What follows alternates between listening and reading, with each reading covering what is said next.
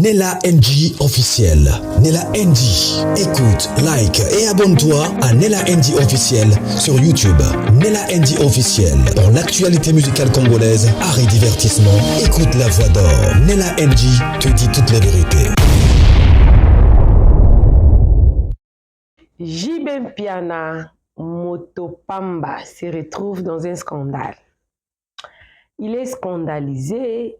D'ailleurs, aujourd'hui, dans un live sur TikTok, il y a, je ne sais pas si je dois l'appeler chargé de communication ou chargé de... Bon, la personne là s'occupe de tous ses comptes, des comptes de réseaux sociaux, hein? Par exemple Instagram. Il a bien confirmé que JB Mpiana n'a pas TikTok.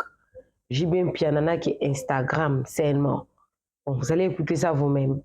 Il se retrouve dans un scandale et notamment son ex-femme, Amida, celle qui est devenue aujourd'hui la femme de Vital Kamerhe. Donc, ils sont dans un scandale. Pourquoi? À cause de leur fils, Junior Mpiana. Alors, Mama Congo dira que c'est la deuxième fois que Junior Mpiana s'est mis dans une situation très désagréable à cause de ses sorties médiatiques. Parce qu'il a été reçu dans une émission avec notre collègue Miguel dans fauteuil jaune et tout. Et pendant l'émission, on lui a posé la question de savoir. On avait d'abord posé la question, est-ce que tu connais Koffi Olomide? On lui a montré la photo de Koffi Olomide. Il a dit qu'il ne connaît pas Koffi. Il a dit qu'il ne connaît pas Koffi. Je ne connais pas son âge. Je ne connais pas son âge. Mais au Congo, c'est comme Maman Laure Mbongo. Quand tu ne connais pas Koffi, tu ne connais pas JB lui-même, tu ne connais pas Wera, tu ne connais pas Fali, tu ne connais pas Ferregola, c'est que tu dois te revoir dans quel monde tu vis. Parce qu'aujourd'hui, Koffi Olomide, moi je ne connaissais, moi quand je suis née, Luambo Makiadi était déjà décédé, hein? Mais je connais Luambo. Je connais Luambo Makiadi. Il est déjà décédé. Pourquoi je le connais? À cause de ses œuvres. Et la personne de Koffi, Junior Mpiana, le fils de JB Mpiana, dit qu'il ne le connaît pas. Par contre, il dit qu'il connaît Diddy Stone. Et qu'il parlait avec Diddy Stone à un moment donné, et que c'était son père qui l'avait ordonné d'arrêter de causer avec lui. Les raisons étaient quoi? Point d'interrogation. On ne sait pas les raisons. Peut-être par cette colère-là que Koffi Olomide avait interdit à Diddy Stone de lui parler et tout, et ça a occasionné en lui comme une méchanceté pour dire que je ne veux plus, en tout cas je ne le connais plus. Et ça, c'est quelle ironie du sort. Quand on parle de respect de nos aînés, ça ce n'est même pas un aîné, ça c'est un papa.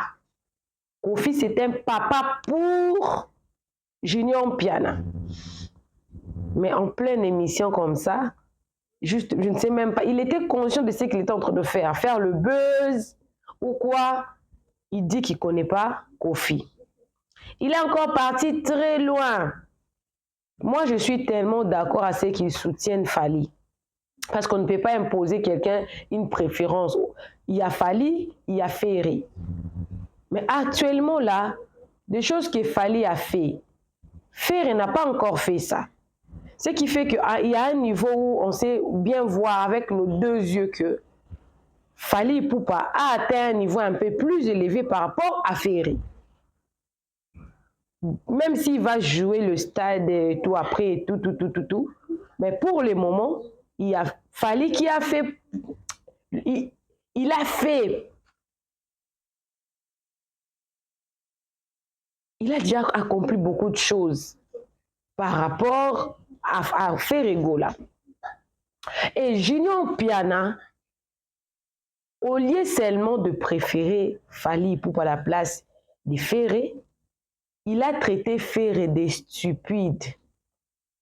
Des stupides, s'il vous plaît.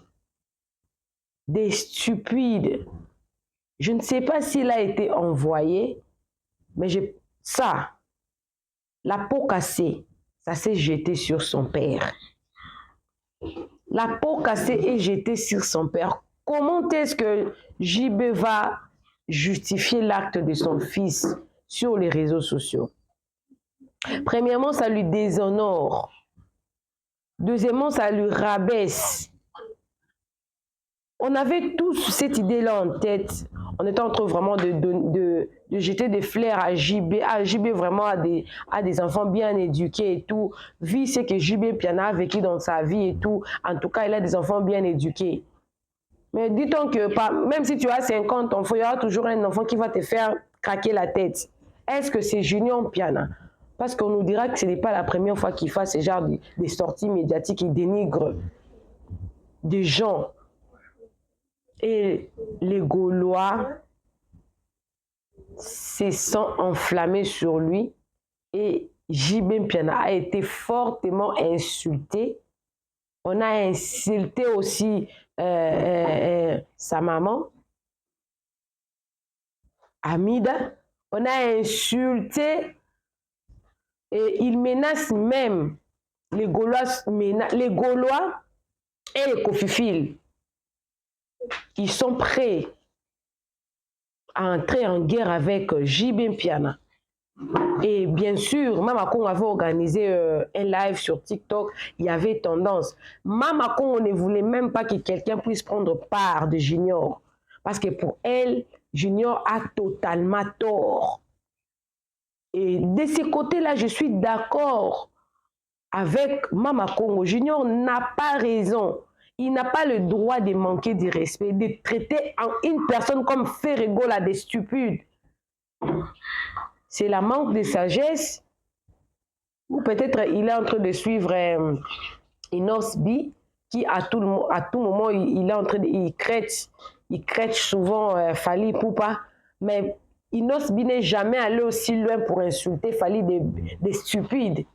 Est-ce que vous connaissez la définition de stupide? Est-ce que vous connaissez la définition de stupide? Les fils de JB Piana. Par contre, je ne suis pas d'accord qu'on s'acharne sur son père. Bon, entre parenthèses, les fils de JB ne devraient pas passer à la télé sans que son père puisse être au courant de ce qui va être posé comme question. Est-ce que c'était JB Piana qui l'avait ordonné ou qui l'avait dit que non, il faut dire comme ça? Pendant que JB et Ferregola n'ont pas de problème, parce qu'ils sont tous clan Wenge. Je ne sais pas. Alors, je vais vous laisser le live de Mama Congo. Le live de Mama Congo, c'est bilingue. J'avais dit tantôt que les émissions pareilles, je les fais très souvent en français pour permettre à d'autres nations de comprendre. Parce que JB Piana aussi, c'est pas n'importe qui. Hein? JB Piana, c'est pas n'importe qui. JB Piana, c'est un grand musicien de notre pays. Alors, les émissions, par exemple, de Fally, Ferré, Kofi, JB, Wera, nos musiciens qui sont connus dans le monde là, je ne fais pas ça en lingala, je fais souvent bilingue et notamment le live aussi, c'est bilingue. Il y a d'autres parties en français, il y en a d'autres parties aussi en lingala. Ça vous permettra en tout cas de comprendre. Mais ça là, ce n'est pas bien. Un enfant doit rester à la place d'un enfant. Un enfant même ne peut pas entrer dans les conflits de ses parents.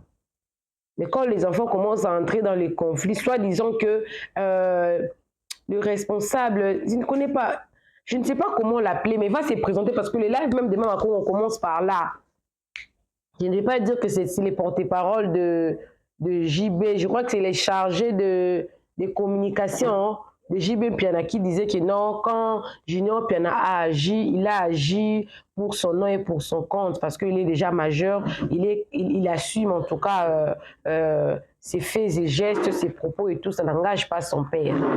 Mais ce n'est pas, en tout cas, ce n'est pas notre culture. Surtout nous les Congolais, là, ce n'est pas notre culture. Nous-mêmes, on a vu Jaël, non? On a vu Jaël, quand Bakali a insulté Jaël a insulté Kofi. Donc ici, ça change comme ça, là. Ça change comme ça, là. Donc si c'est Junior Piana, ce qui a manqué du respect à Ferré, on va insulter son père. C'est comme ça, nous les Congolais. Mais est-ce que c'est vrai? Parce que moi, je ne suis pas déjà d'accord avec Junior. Ses propos sont malsains. Ses propos, en tout cas, ça n'en a pas. Mais est-ce pour autant qu'on doit s'acharner sur son père et sa mère?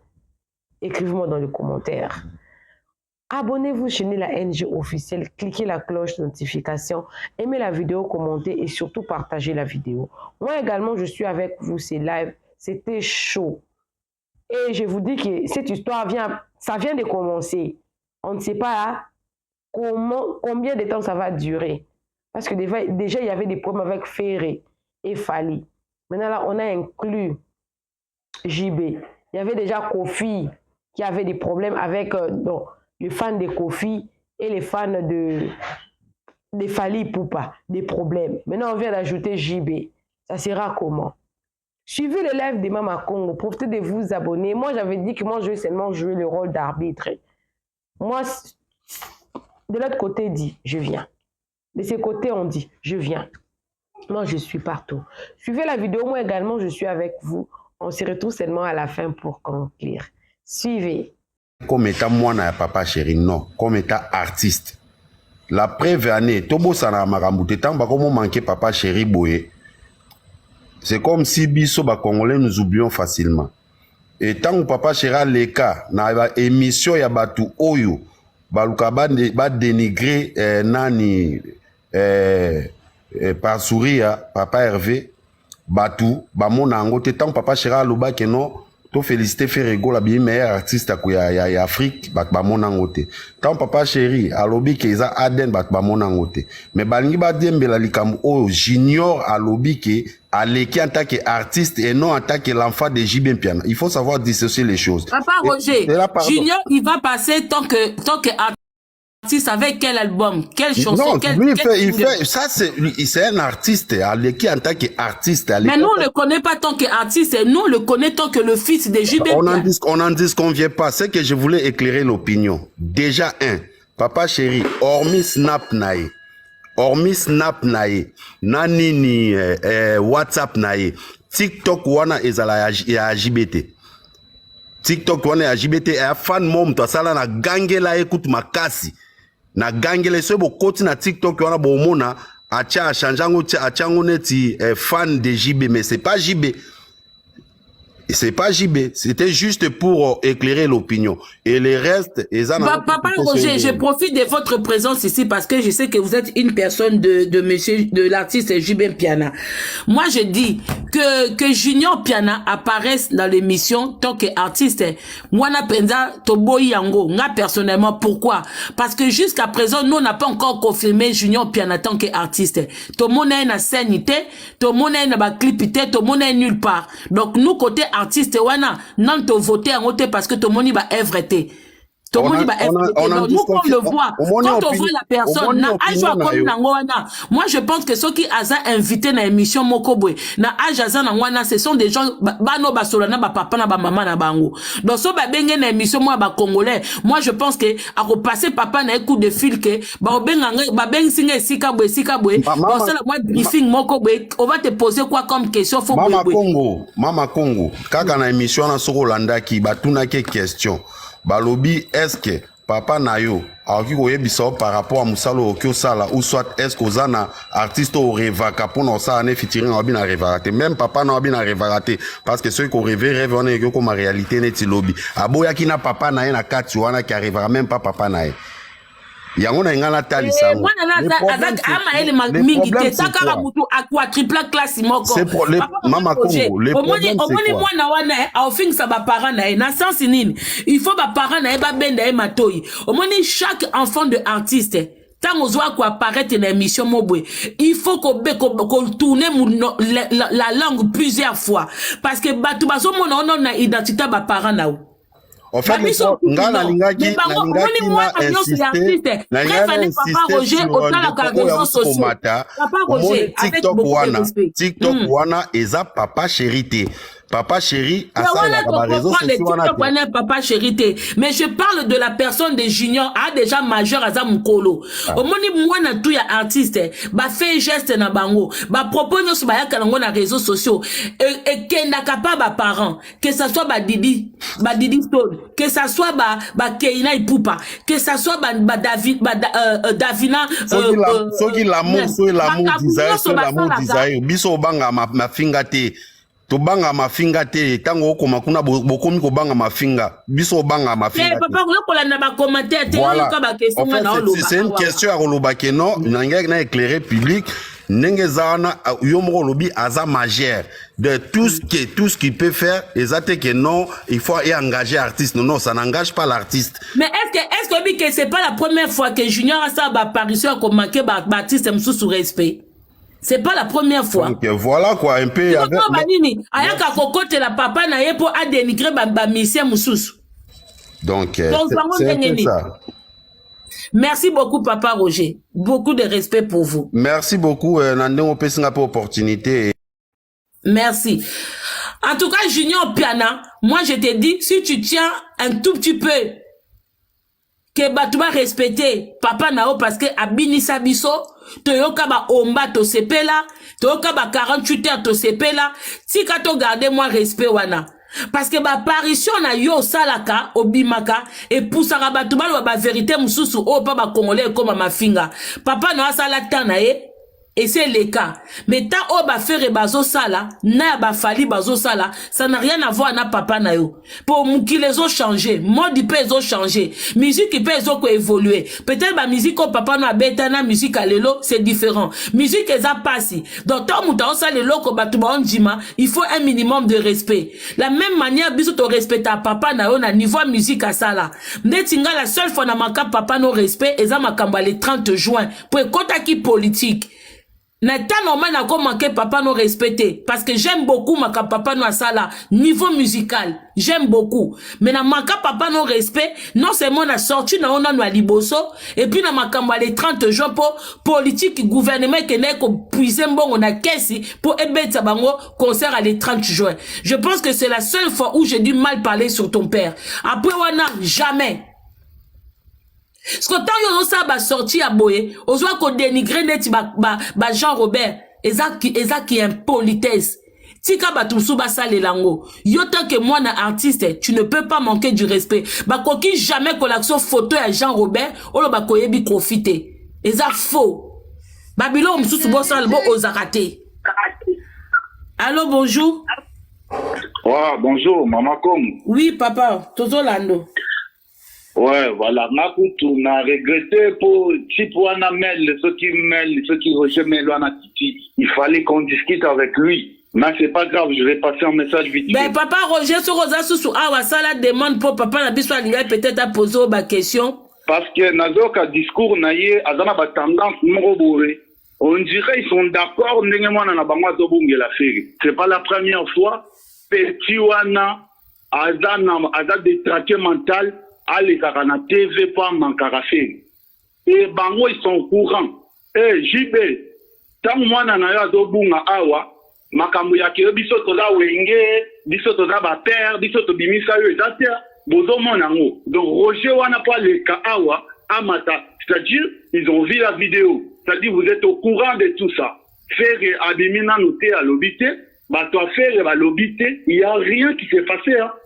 Vous êtes d'accord, nous, on n'a pas besoin, petit on a les canaux TV, ailleurs on peut sa message pour la série. Tous on a besoin d'être à porter parole à faire été, à ça la fait pas faire été, soit on a pas délire naïa, mais la bapangi naïe, allez na ba émission, abanolo babuzoba, bobende matoi. Eh JB, on est encore là, on est au début, hein. Sinon on va bien le faire. Benda mwana na matoi, tu comprends bien, odoyo kabia odota la vidéo. Ma diffraction na bino na wenge, voilà, on va tourner la page pour s'attaquer na yo. Parce que odana zoba baboto la momi, il faut tika babuzo ba jibe, on va bien te toucher. Message auto tindela, auto talona ba avant vous. To bota na makamu ya jibe parce que ndozana, jibe yo kana bien.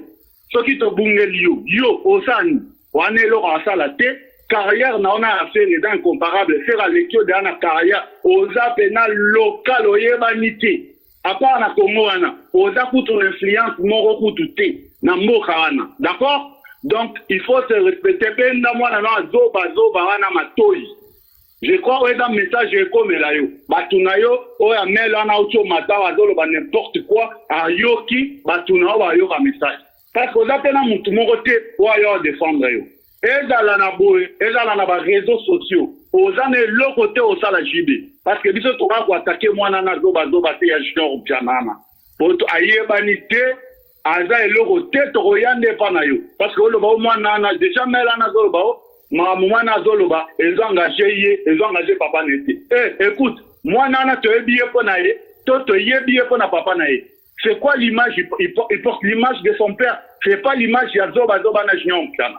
Parce que comme moi, ça derrière, il y a combat juvé. Si c'était pas qu'on a juvé, ton ateur va m'amener. D'accord? C'est-à-dire, ceux qui les lobent, partout dans le monde. Parce qu'il y a ça la marque, ça a des gens grattés, fallu. On n'a pas besoin de tirer comme moi, faire dans ma main. À gratter, fallu, n'a mais ça n'a pas gratté. Mon toit a besoin que, à ça la choix, il y a artiste soit aligné à dater. Tu peux bien faire choix na yo, mais il y a des gens qui ont rabaissé, faire au bandolo, n'importe quoi. Et toi, JB, te remets-toi en garde. Au moment il n'y a plus question de respect. Ton respect à yo, tu n'as pas problème, mais là, il n'y a plus question de respect, JB. On va t'appeler, na combo na yo, JB Jean Benel, ceux qui killent en piano. D'accord? Benda pa na yo matoui. Je crois le message, et yoki. Ceux qui besoin na besoin on a lobaki mama ko mazana numéro nanga ceux qui mama ko balingi tu passes mon numéro on va bien le faire d'accord yo ceux qui mêlent na oya ko matana direct ko bandoloba wa lobaki wana zanani mama ko mo pesa ye numéro nanga soit dans la besoin que ça parle entre hommes je suis d'accord mama Congo. OK, mais là on donne pas les numéros. D'accord, merci mon frère. Merci beaucoup. Directeur de discipline. Bonjour. Bonjour Mama Congo, bonjour à tout le monde au Bazolanda Biso. Naye ko tirer penda ba point. Parce que au hasard directeur de discipline de Gaulois. Junior Piana, na landa ki bien mission na yo. Souvent lorsque bazo tout no ba question à faire oya ka na ba sotis. Ya on a ina tout na bozara na ba conseiller. Parce que lelo mokil oyo na Congo eza o kabwana eza na ba Gaulois eza na ba wangila. Tango yozo ya soko za wangila adore mutu na bino na ndenge na bino kwa ya koti saka feriti na buzoba fere na minute oyo soko tolobaki onda soko manke na 9h5 minutes 9h6 minutes toye parce que to occupé te et na koloba na bato bazo finga jibe oui Junior Piana tanto benge Junior Piana le nom de Kiki Son ya jibe. Donc, eza na jibe, na bata jibe, il faut ba ben na kabana wana mato, itan bazo le na media, surtout ye junior. Tant bazo le na media, il faut ye bara nini o yazo ya koloba. So ki aza mutu ya felani, il faut zapara kombo ya fere. At kumisa ka felani na ndenge na bango. Mais tant bazo chaka kombo ya fere, aloba ke fere fali, aleki fere aza costo par rapport à quoi? So ki pona sima, oui j'accepte. Mais na nini o ya lekeli fere. Buzoba na biso tolérant ngote. Nous on respecte JB Piana. To respecterait pour JB azala toujours na faire bien. Ya mona to respectera JB. Soki ya lingi to bungela JB to ko bunga ngo penda kitoko je wana to sakala na ngo bien to dina na ngo penda na poto. To sala penda buzoba moko. Mais ekozala bien te pour na JB. Donc il faut aller ka asenga pardon. Président Roger Emel babenga ye if na même frotté wana kaka leka ki pa mige il faut aller wana ya osenga pardon soki yazo luka base to PC base akitoko a sepela nango vraiment soki ya linga base biso na faire na minutes o to zana tensu ya buzo bate to lobaki en 2024 ne papa ne monga lobaki ko fingi to fingi. Allô? Donc, papa, ton nom micro, directeur de discipline à Cité. Zana tawana pour battre donc Piana papa chéri on te respecte beaucoup. Rai pena na respect à battre parce que boza bateau bo bercer biso. Oui, mais il faut que ben na kasiko bala mato parce que biso to akla wenge soko bungen mwana wenge to ko ben no matoi. Wana za kla na biso te ya zolo ba yebi fali. Aibi fali panani. Et pas ya kofi. Donc biso so clan wenge na kuna toyoka na kapenza te. Donc tant yo zo bungela da clan wenge donc zo ignorer na ba père na yo. Ozo ignorer na biso wenge. Donc ce qu'on peut ignorer biso pe to zong son anzia to la so ke o eza wenge. Ndika ba mbalo ba wenge ba banga mafinga te. Ba supporter pe mafinga to kofinga. Pourtant to finga to ko tsa kamere, to ko tsa mida, to ko ti batu nyonso. na jibe pe occupé te na suki wana. Merci beaucoup, directeur. Bonjour, papa. Papa Douravoulou. Allô? Oui, bonjour maman. Ouais, donc Nalinka a soulevé point il y a moi Nawana. Il faut ça l'attention parce que déjà papa ne jibe pianawana azana dossier à monene oyo ya mwana ntuka aboti ça na âge à 16 ans. Donc soka lingi ba problème té atika bakamba faire a toucher té a zapper yango soka lingi ba dossier ya manda chante ezonga likola jibe piano. Ah, tokola tissé ma papa. Donc vraiment bango nyonso ba mosaka ba Roger Ngandu babenda mwana bango matoi soki balingi bayoka bagolwa te babenda mwana bango na matoi, c'est le temps. Donc tout ce qu'il a dit là, donc tozota lelei. Bon, merci beaucoup na linga kana soulever na point. Merci beaucoup.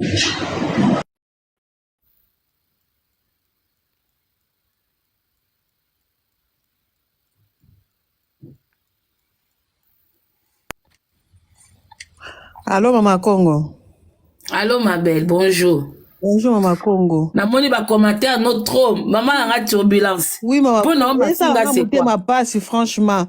Ngana landa ke émission na mwana na biso tout olandia ngonde konanga siko pona mafinga ezanini foka babe pona biso ba congolais mafinga ezaka ba sexe non ngana koma mona aux incitations à la haine Maman Congo soki mwana sali mabebo PC conseil et non ba bando te mwana na zamba liboso te mama nanga yo peut-être okanda ka ba sortie na nyoso touté mwana na à chaque fois soka sali sortie maman omoni koza na préférence musicale hein omoni nga même de naza awa eza ba mission ona lingaka mais vu que naza na ba bonné ya batu nyoso tout, je ne peux pas venir ici yakola qui sa préférence nanga ya musique nakoya ko apprécier mutu nyonso ozo comprendre maman c'est là na otikelo maloba pona mona que na ba commentaire na matisio pona mona ba commentaire omoni junior azula ta déjà combo ya papa na ye ata papa baza na conflit moi nazaka toujours neutre.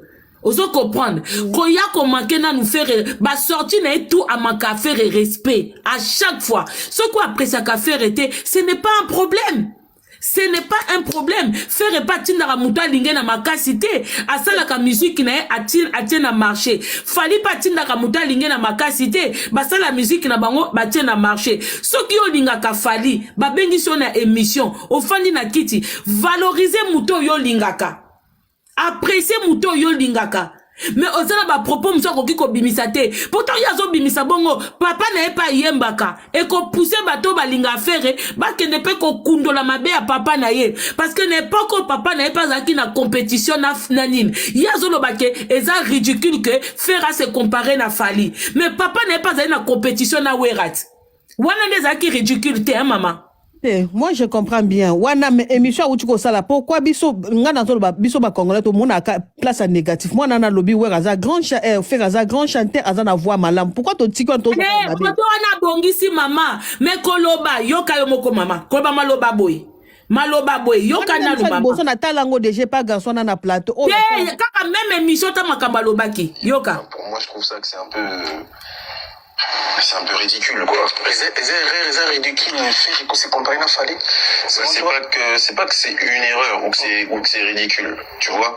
Pour moi, ça aurait fait même mieux, même pour la culture congolaise que Yoka maman. Yoka très bien. L'erreur de faire c'est d'aller concurrencer un Fali qui est bien costaud quoi, qui est bien balèze. Donc du coup, enfin pour moi je trouve ça que c'est un peu ridicule quoi. Maman, c'est comme Yazo Lobake, faire un bon chanteur. Mais pourquoi dire que erreur y a faire et ça qu'on concurrencer Fali qui est lourd, qui est costaud. C'est comme yé papa na yépé, abana concurrencer wera ndeni. On n'est pas na wera ça qui est debout na tango ya jibe na wera biso to yebi. Wera le kaki donc tango ba la concurrence déjà za la donc différent non tout to ça la comparaison. Mais au moins la tête azazoba.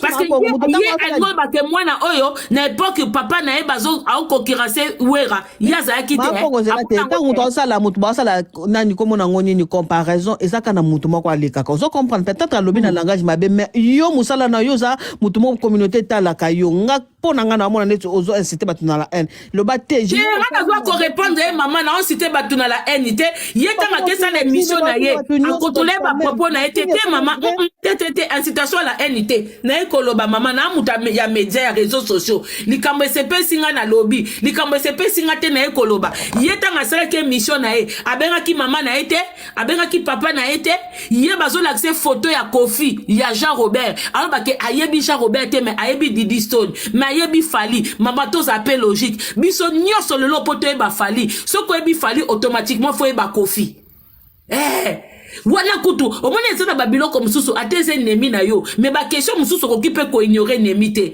eza lokola Poutine bazo tourner makambo ya Ukraine alors ba ke na ebi Ukraine te mais aussi le temps obundisaka Ukraine ozo beta Ukraine oyebete ndengene batu na président Ukraine po yo za Poutine ba ko yebi ete o mate ke za na sensité. Donc yazo yeba Jean Robert te mayebi Fali pour même na Côte d'Ivoire bayebi Kofi pour babi ke Fali awuta pa Kofi bayebi Wera pour babi ke Fer awuta pa Wera siko jibe bayebi à travers qui JB bayebi à travers qui pour Wera bayebi à travers Ferré Kofi bayebi à travers Fali siko JB bayebi lenan yebsanga miseni nango oyo awuti pa ya JB oyo azosa la succès batu pour même ceux qui babi héritier bayebi le pona Wera so babi Fabregas bayebi le pona Wera siko Fali bayebi le pona nani pona Jean Robert siko bayebi sanga JB bayebi le pona nani bayebi sanga miseni o JB soka zali grand miseni o jiba bimisa zo la succès batu ba identifier JB yo mwana oke no fanda na fauteuil maman so yo mwana ngobongo ba pesa ba droit de réponse soko se pété maman o comprendre te za droit eza citation à la haine te maman tika ye moka sala émission pour kutu surtout nga kutu maman na ali ba mbongo ya gouvernement kota maman na linga kete ye mo pe junior wana nda za na identité douteuse papa na za muluba Liana liboso azana morphologie baluba akenda pa baluba yami bale akenda pa ba hindu bongo ya akenda wapi ye junior akenda wapi et pas ba mauritanien azan dirait moi na ya président ya ancien président à Sénégal na Moulaï na Kingo Dendo na Moutou Dendo on dirait moi na ya ancien président ya Sénégal. Encore maman n'est pas bête à rapporteur qui paraté. Un petit pas où t'en es na Sénégal qu'on a boyé bité. Bonjour Ndeko. Bonjour Maman Congo. Bonjour Maman Congo. En tout cas c'est triste comme on a ozo mon appelle basi ba bengi bango pe ba maman. Ozo matana live pour venir encourager les bêtises. O mami qui peut drapeau États-Unis le rôle au vendre à peine États-Unis. Nazo lo bara na bino nyonso boye na poto. Boluka ko kene ko sala moi ba remise à niveau. Au moni tango zo no sala moi ba remise à niveau et ko sala bino bien beaucoup na compréhension mususu na ba cerveau na bino. Parce que voir une mère monter dans un live ayebi signification ya mot ridiculité, c'est vraiment triste pour vous les femmes congolaises. On n'en disconvient pas que cet enfant azala na point de vue naïe. C'est normal, c'est la démocratie. Azala na point de vue naïe, azala du côté à Fali, c'est normal. Ezali préférence naïe. Mais tu ne peux pas venir dire que c'est ridicule. Maman, madame, yo outil kolo. Et que veut dire mon ridiculité? Tu connais. Voilà. Nayo mutwa jibe oyo matiawa. À ton âge, tu dois avoir honte.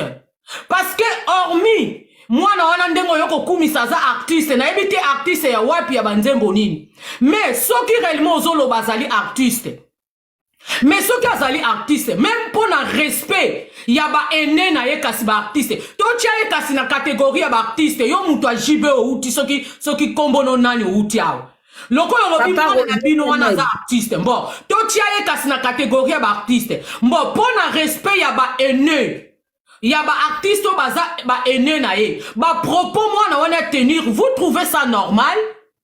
Donc vous ou bien de monter dans un live et dire que biso étant que ba parents biso ba ene nous allons essayer de donner les conseils na moi na biso soka mati na ba live ou bien na ba émission aye ba ka ba propos ya ko tenir devant ba ene devant ba papa non mais au mati pour ya ko kumisa la biso banga ka mafinga te. Donc tu es ridicule le monsieur qui gère les réseaux sociaux de JB.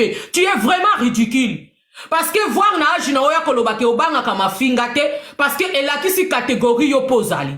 Parce que moi, étant que parent, nakoloba non, l'enfant il a droit de faire azapé adulte, il y a que ça la choix à côté à lingi. Mais bah propos wana étant que parent, nous allons essayer de donner les conseils à notre fils atika bah propos wana. Il peut pas venir dire que c'est ridicule à faire rigole à décoparer. Vous trouvez ça normal? Et pour ignorer Kofi Olomide, bino ata ba warrior, nami tout naka ba warrior en osuki ba warrior.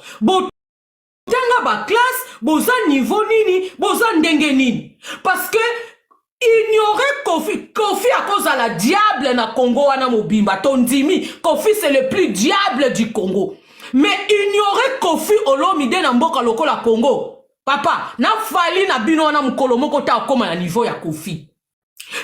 Au monde entier ba ko reconnaître que fali tendenge ba reconnaîtra Kofi Olomide. Voilà. Donc, manque de reconnaissance au bino bozo sale pas ya Kofi. Que sans Kofi Olomide fali mbele baye bien na mokilité étant qu'artiste. Ça vous paiera un jour. Mais Kofi tabinote parce que vous avez rien à foutre. Parce que Kofi tande fali. Honte à vous. Moi na wana jibe benda moi na no matoi papa jibe. Tozo peso respect tozo bengo papa. Nga na ko matate na finga yo jibe na éducation na nga na ko finga yo te jibe. Mais tozo sera yo kaka, benda mwana no matoi. Benda ye pesa ye conseil, il est libre de monter dans des lives et dans des émissions, mais ce qui réellement se classé dans rang ya ba artiste. Donc il a tout un parcours à faire, à respecter ba aîné, oh yakuti kasina mondia musique, à respecter bango. Voilà. Après ça bango respect. Venir dire que c'est ridicule à faire rigola. Donc vous ridiculisez faire rigola. Mais c'est grave. Et puis, nos maman et Miko, maman poto, vous venez dire que c'est son point de vue. Donc, yo, madame, il faut que moi, na moko, ya maman, moko, quelconque, a lobby que cette dame est ridicule. Okoloba que c'est un point de vue, naïe. Voilà, Jara Bassi, tozon, la bango, na diaspora. C'est triste, maman Congo. Mais JB, avec tout le respect, benda moi, na no matouille. À respecter Kofi Olomide étant que papa, à respecter faire rigole étant que aîné, étant que grand frère. Et je pense qu'il y a un âge à faire rigole qui a maintenant 47 ans, à Koko Botaye Junior Wana. Donc, à respecter, aza moi n'a pas à faire rigole. Donc, même n'a pas mers, n'a pas bonne mers, n'a pas bonne mers, il a droit, il a qu'à respecter, bah, Fali, il a droit à respecter, faire rigole, il a droit de respecter, bah, Kofi Olomide. Beaucoup continuent à dire que bêtise dans la communauté, la communauté congolaise, bêtise, beaucoup de la biloko à Kolia. C'est quoi cette mentalité communauté congolaise? Bêtise et pour la bino et commis biloko à Kolia. Mais c'est la honte. Voilà. Donc JB, Amida, Sokozo Yoka Biso, Benda Mwana no Matoi, a respecté Baene. Si Alinga sa la carrière musicale naye, a respecté Baene à Kouti na monde musical. Merci Mamako. Merci beaucoup Ndekola Tifa. Bonjour maman Nanga Clovia. Clova. Bonjour Mamako. Ngai en fait na mati parce que eno batba comprendre batba s'acharner na moi là parce que il a traité de faire rigole ridicule parce que faire soi-disant c'est comparé à na Fali. Faire jamais atkalo lo bataza conquérant ya Fali. Jamais la bémission faire aller kaka. Faire a bibenga neka ya mukolo. Faire jamais à se comparer à na Fali. Na tikala yo kangote. Alors quand il est quand la TV moi na ndo tambola na moi na faire. Est-ce que moi na faire pas la grand garçon le roi est-ce que moi na faire à Paul quand la TV qui a traité à ta Fali ridicule en ça ngote moi na JB na comprendre moi na ngote yaya c'est va maman abino ya mabe na Congo keba lelo to koma na biso bata réseaux sociaux oyo ozongza maman abino na miniature et ala batu mususu bana ba mama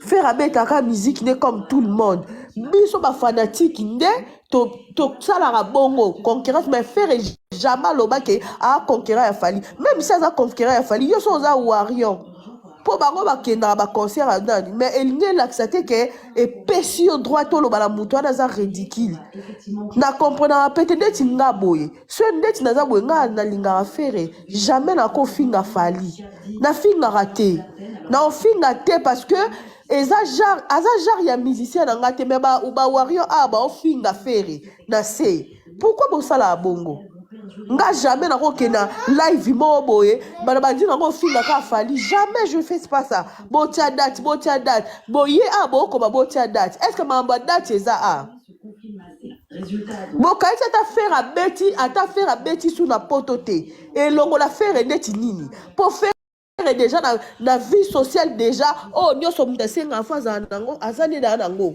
akopo olamuka mpe balobi ke na tiki na musique et comme il a Congo mutu nyonso tu fois ofinga ka feri mutu nyonso tu fois. Merci beaucoup maman Clova. Merci beaucoup. Merci maman Congo. Bonjour maman Paradis.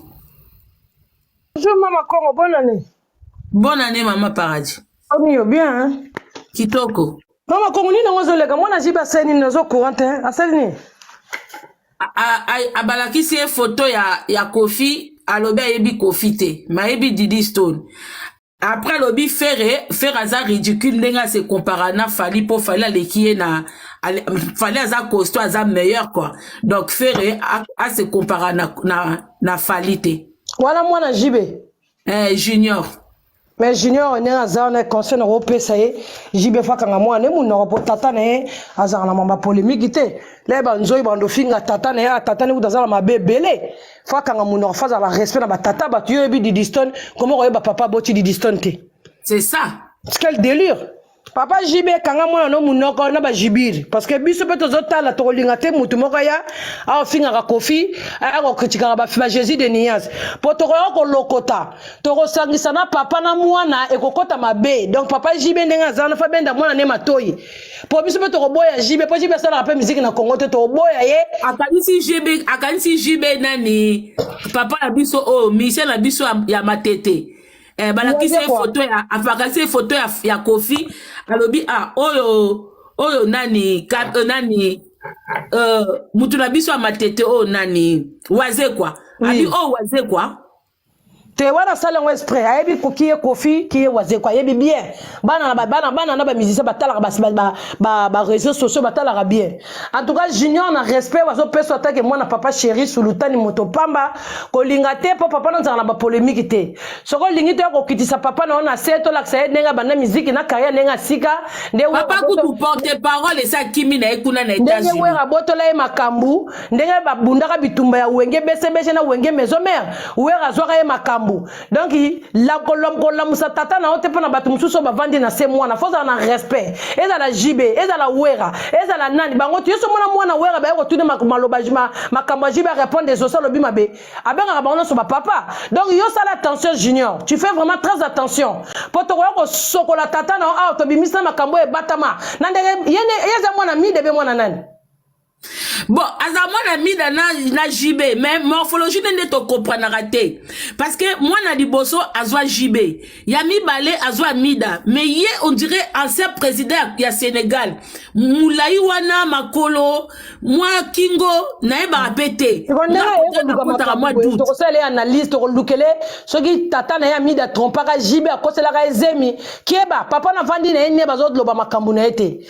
Respecter batata batu nyonso to ko bimisa tata no soka za na Mali soki na Sénégal to ko kundola makama mama na bino nde bazole bambongo gouvernement ya Congo vandisa biso to vandanie yako le ko senga pardon to pesi 48 heures na ba ki politesse nywana oyebi ki ye Kofi oyebi ki ye faire soko yoko contre ma polémique mwana to ko sukulona tata na zonga actualité to yebite jiba sala rasu musique te to ko bimisa na secret. Oh lelo jibe nenga zana vanda niende ba botole makambu secret ko bima mwana tato na vanda nie botika bato ba vanda nie soko lingito kundula makambo sulutani moto pamba toko kundula pe ko yinda na internet wana message na pesi papa na jibe azongisa mwana na yabake kende ko senga pardon pato mwana ya wera jamais manka jibe piana wera na jibe bazaka na ba problème ba lobala rate mwana ezosa ko kenda anniversaire ya mwana jibe mwana jibe ba anniversaire exaucé to mona ba manquement na te yo soko ngwela biso ba manquement to ko lakso biso to za déjà tout to teka milimo se kenda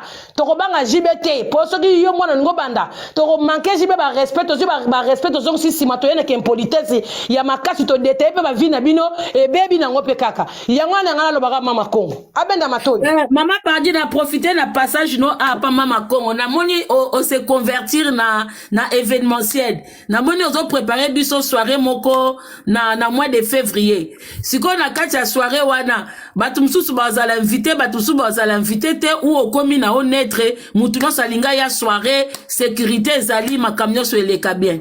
Nadia, merci na réponse. Nadia, ngana to bandi lelo te. Ngana to soane za makamuna biso o kota kwatikala na soni. Wa makamuna biso to soana ka. Ngana sa su rando te Nadia.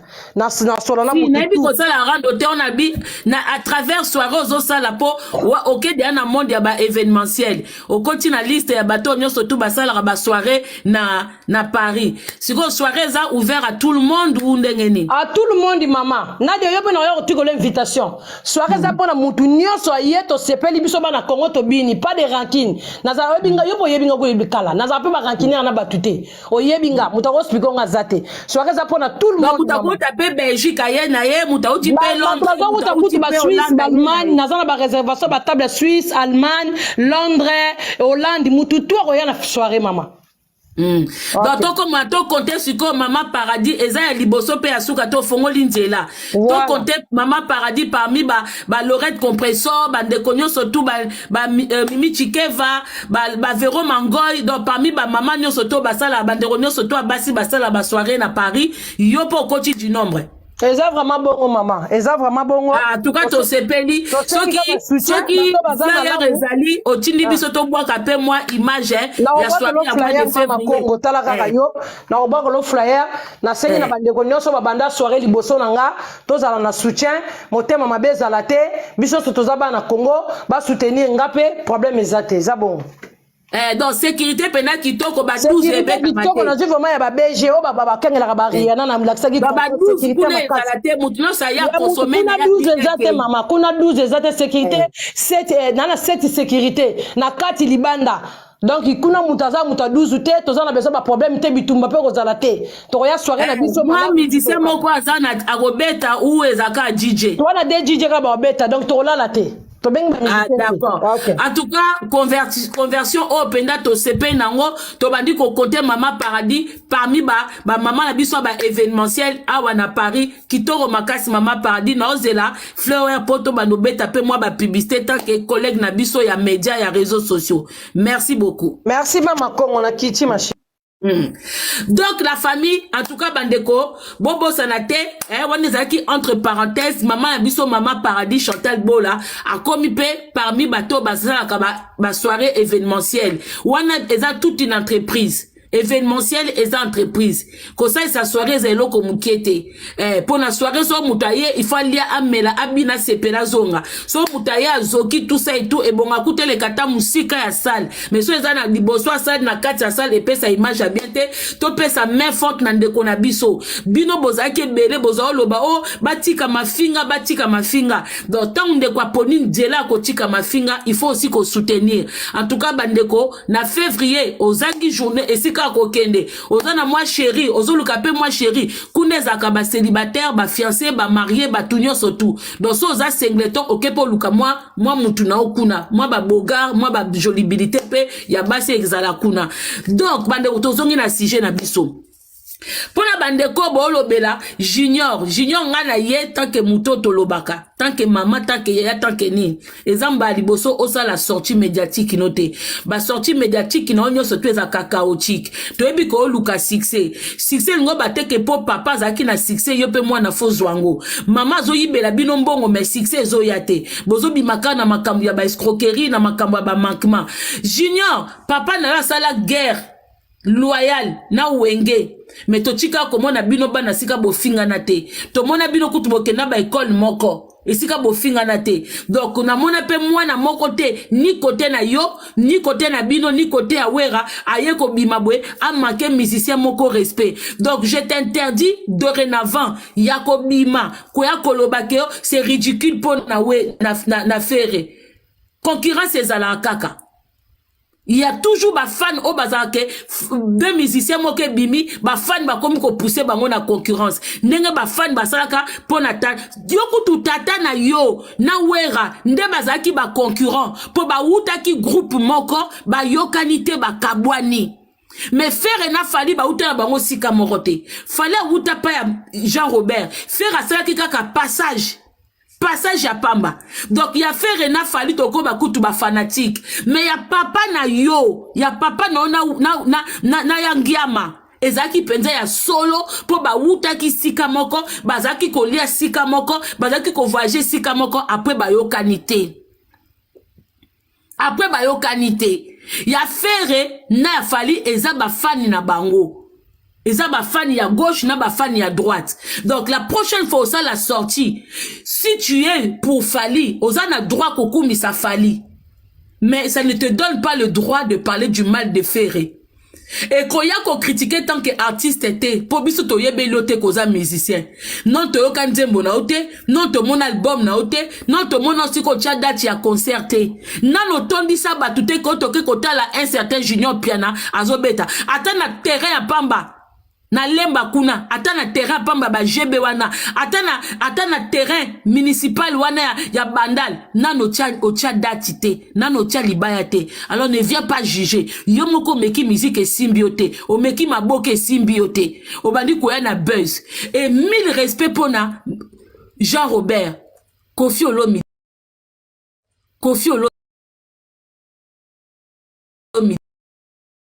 bakenda procès na Jean Robert bakotika ka koniye yete.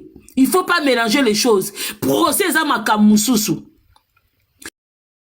pour le nom pote ba Beni pour Aleka et pas à Jean Robert pour te baba nono ba diamant pour te baba Fifi Misiolo pour te baba Rosette bango tout baleka kuna ko reprocher ancien patron na bango Likambu et ngo bateke ko ignorer non te mona danseuse moteke ba poser question sur Kofi ah ba keto yebiete yoza zoba na mutu no comment avant papa na yeba na Kofi azalaka papa no kuta tika musique eyoka na soute mais Kofi azakaka Kofi aza plus international que le papa na yo.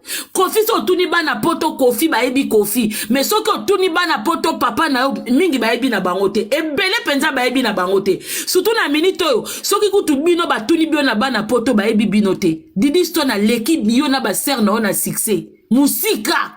Didi Stone kaka moko. A l'équipe yo na ba ser na ona succès.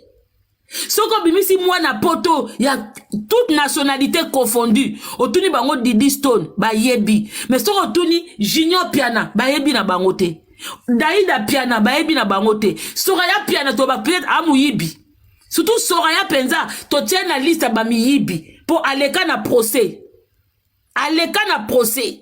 Soraya Piana to yebi na ndenga ki muyibi ke ayiba aza parmi bato ba yiba mbongo 100 jours donc mukolo to ko benga na ba miyibi ya Congo na Soraya pe kwatulu na sima donc omona ke na minito okutu fiate ya Kofi eleki ya bino surtout yo pendo saka fiata papa na bino te engala senga penda jibe asa ela ADN na ndenga mabete po elongi na eza nulle part na famille ya jibe elongi no wana ezate na famille pe ba mida elongi no wana ezate elongi na ezokende plus côté ba Mauritanien côté ba Sénégalais côté ba ya ba Malien elongi ezokende côté ba Burundais ezokende yokutu na époque wana soki amida mama bino ba ebana na kamere toko ba kutu yo zape mwana kamere. Pour maman bila zo bota bana bilonge zo kokana ba papa te même mwana abota na kamere elonga kamere te kamera za okola mukombo so aza okola bonobo mélanger na kiki metala mwana abimina elongi ya sénateur mwana mama na bino oya bota na kamere elongi ya sénateur kolinga te sko batu ba ko fandela ba dossier wana kolinga te. Le seul mwana oyo penda akokana na papa na bango mwana Didi Kinwani na mwana liboso ya Jibe nde bakenda le reste botika liwana bozena babilongi moke kokana ba papa na bino te Sko selo etamboli ya mida ndeto yebedi ba papa nako balanda kifanati balanda balanda ki méticité baluka ba ADN R yango kolinga te batu ba komake papa na respect parce que yo ekol ba mabe oyebi Didi Stone moyebi papa na ete wa luvunu yon bino nde boyebani te bino bana ya nini papa na bino asalaka effort boyebana na ba snap mais elekaka nango kate papa bino tasali snap na bino totaka ngo penza kate na snap na bino na snap a Didi Stone tokotala ya Didi Stone ya Didi Stone batutu bakozwa epanzani na TikTok epanzani na YouTube epanzani na Facebook epanzani na Instagram kaka snap ya pamba ya Didi Stone mais bino ata papa na bino aseli bino 1000 snap mutakalkila ngo azate donc keba na on affaire et Jean-Robert aza muninga na ote côté musique Jean-Robert a l'équipe papa nao et puis na minute au côté musique il peut faire ça l'équipe papa nao a ça la nostalgie a ça la tanae linga to respecter omba nzemba omba na 48 heures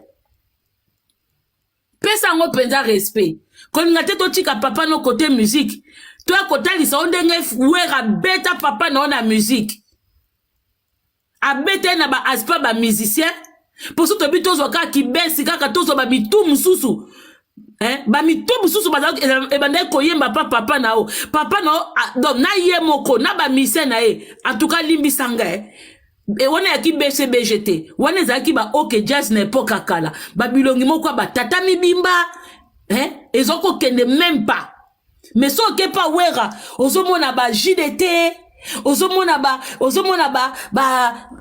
nani omona ba ferre omona ba héritier ozomona bazaki mo ebele o senti penda a wenge fandi a mais so ke kota tata nao ozomona dire OK jazz moko mélanger na Zaiko même Zaiko koute zwa ki ba jeune Zaiko koute se rajena ki moi mukie par rapport ya OK sa papa nao yango pe kenda liboso te papa no pe OK se kufa kala pour abano comprendre que bato bazaki pana e baza bato balataka ba patron likola libumu bataka ba patron likola libumu azoli nga pe kolongola bango te na minute oloke luka no solution ya leki na bino o papa na bino abota na mwana nsuka yo zwa kolukela faire solution siko pona tia bino ka eloko asuka poto kite popo biso nga na utukota tongo na sala musala butu bo comprendre botala ka bino to bako afingite yebango keko soki Didi Stone na bikaka tumbo la papa na e ayeko bimana garçon lokola yo en tout cas wana eza penza ko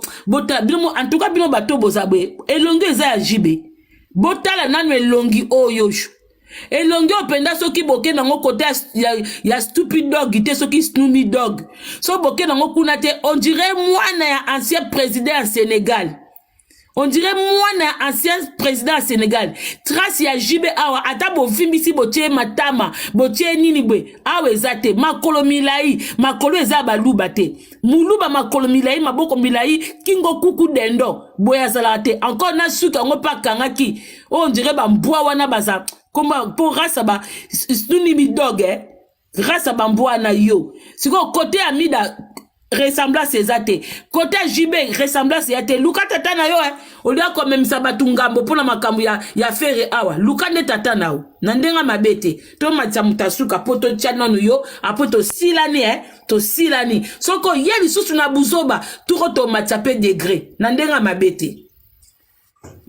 Bonjour maman Clarisse. Deko Clarisse bonjour. Bonjour maman Congo. Bonjour maman. On a lobby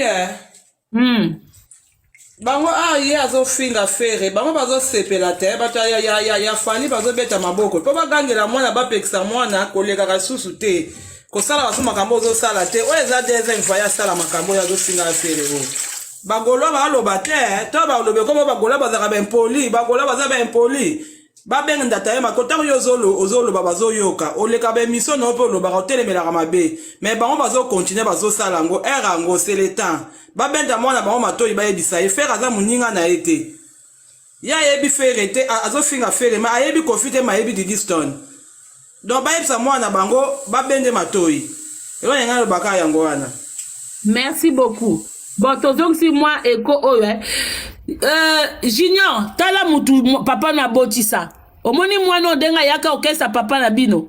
Omoni mwana ndenga ya na okesa papa na o. Mais papa na botisa e. Taka ka mama na o michola mais tala sika papa na akenda ko botisa. Tala mwana donc papa na o penda so bat babi ba fandela e. En tout cas tala kaka mwana ndenga yaki. Awa papa na za de ana libumu e. Awa papa na za de ana libumu. Mais tala mwana ndenga yaki. Mwana yo abota na papa na o. Tala niveau Tala niveau. Me fait pense l'erreur de faire c'est d'aller concurrencer un Fally qui est bien costaud quoi, qui est bien balèze. Donc du coup enfin pour moi je trouve ça que c'est un peu ridicule quoi. Voilà boyoki l'erreur de faire c'est d'aller concurrencer Fally. Si ko botu na ye l'erreur ya papa na ezaki nini na kacha musique pour papa na carrière ekufa avant voilà na raté ba moni carrière ya musicien ezaka kaba ba nini te chape album ko erreur ya papa na ezakini bobino bato ba lo balobi kaka vérité fingite parce que ezaka boete libanga ezui chaku ndeke ko sekate libanga ezui chaku alobi kaka vérité wana eza vérité selon qui vérité wana eza selon qui vérité wana o alobi yes afanda na faire ebise que oui je suis en train de concurrencer Fally soka afanda muta mayele ozoloba na place ya mutu soit disant bango mutu mbongo efandaka mbonga kimuyibi o eza mbonga kimuyibi ya kamere butezo beta eba biloko na mutu na diamba azo mela peut-être Nicolas azo consommer ndiamba moko na bité so ewuti na provenance ya Mexique soki na Jamaïque na ebité yes afana na faire ebisi que en ce moment moi je concurrence sur Fally quand ça vous arrange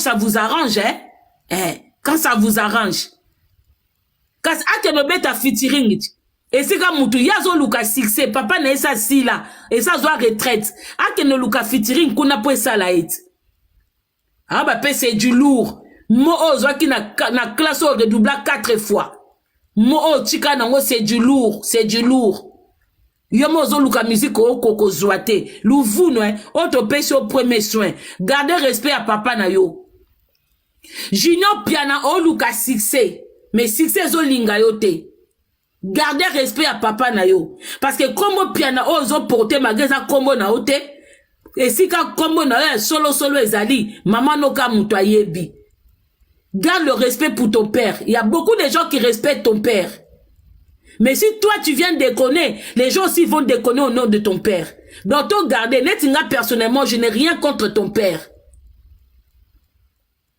Mais so yo bandi kwa ko déconner ongi okoma chroni papa ya kwa ko sala ba analyse contre faire biso pe to sala papa no analyse MK Musweli gros bisous to sala papa no analyse et tant biso pe to sala analyse et comme te que oh mama kongo buena non parce que yo kena maboke et simbité okena musique et simbité okena kimwana jibe simbité okena kimwana ami de simbité ongi okoma chroni papa o sala ka ba analyse soko komi chroni maman et que analyse na ezaka ka contre faire biso petant to sala la papa no analyse ne venez pas pleurnicher ne venez pas ici tant que les fanatiques yeba que na minute papa no ba fanatique ici basila ba génération belé ya papa na ba comme bango bata ba Fally ya ba faire alors minimum de respect tant moni ke bata faire ba ki parle bango papa na ote ko yape ko tumbola bata faire te surtout nga kutu na kocha ngote ko opo na za gauloise ou warrior te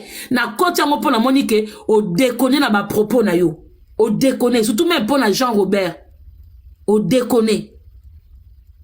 Tu peux toujours sur Jean Robert, mais qu'on compare yena waze kwa walo kuta. Bala so photo ya Jean Robert ou bako yebiete. Non mais yo ongoza la jiwana panani. Oningoza la jiwana panani. Genre oh waze kwa toi tu es malade. Waze kwa yemo kuta s'inspira kana Jean Robert. Omoni bilo boye ba makambute ingénieur wazobe. Waze kwa oyozo lobawana. Yemo kopo ali ali sangu. Elle s'inspira na Jean Robert.